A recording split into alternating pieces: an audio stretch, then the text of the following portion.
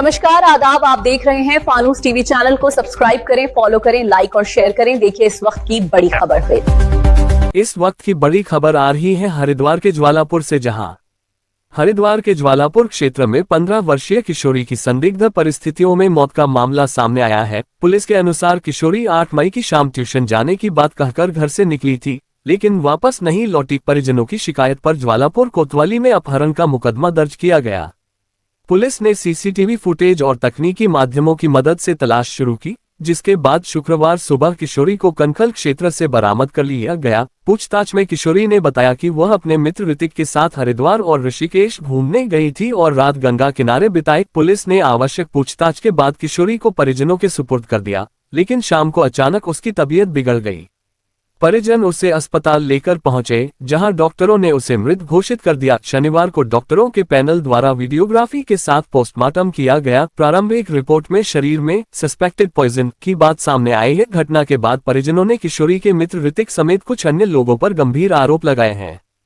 Police का कहना है कि मामले की विस्तृत जांच की जा रही है और पोस्टमार्टम रिपोर्ट व अन्य तथ्यों के आधार पर आगे की कार्रवाई की जाएगी।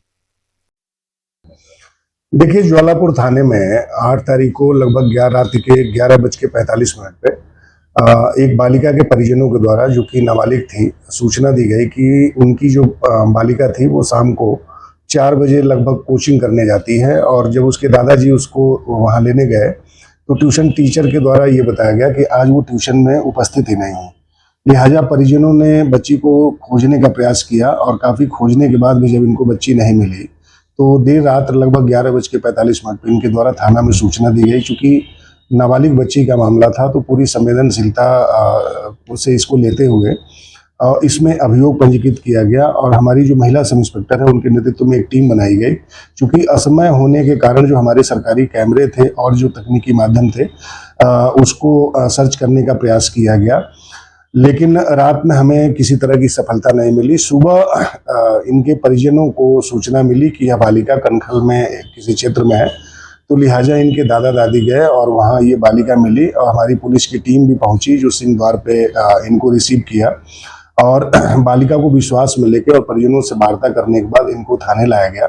लाने के बाद जो बालिका ने बताया कि ये एक ऋतिक नाम का लड़का है जिससे कि इस बालिका की दोस्ती थी और ऋतिक से इस बालिका की बातचीत थी और ये दोनों घूमने के लिए पहले हरिद्वार में अन्य अन्य स्थानों पे घूमते रहे। उसके बाद ये ऋषिकेश चले गए। ऋषिकेश से देर रात आने के बाद ये कनखल में सती घाट इलाके में ये गंगा किनारे बैठे रहे और सुबह इस बालिका के द्वारा अपनी एक अन्य जो दोस्त थी, वो भी नाबालिग है, उसको सूचना दी गई कि मैं यहाँ पे हूँ और मेरे परिजनों को सूचना दे दिया जाए। तो इस बालिका जो हमारी पीड़ित बालिका है, इसकी दोस्त ने फिर परिजनों को सूचना दी, जिसमें दादा दादी जा करके और उस बालिका को लाए। वो विश्वास में लेकर के हमारी महिला सब इंस्पेक्टर के द्वारा और इस बालिका से जब पूछताछ अन्य तरीके से की गई तो उस बालिका के द्वारा किसी भी तरीके के उस समय अपराध के संबंध में या अन्य अपराध के संबंध में कोई बात नहीं बताई।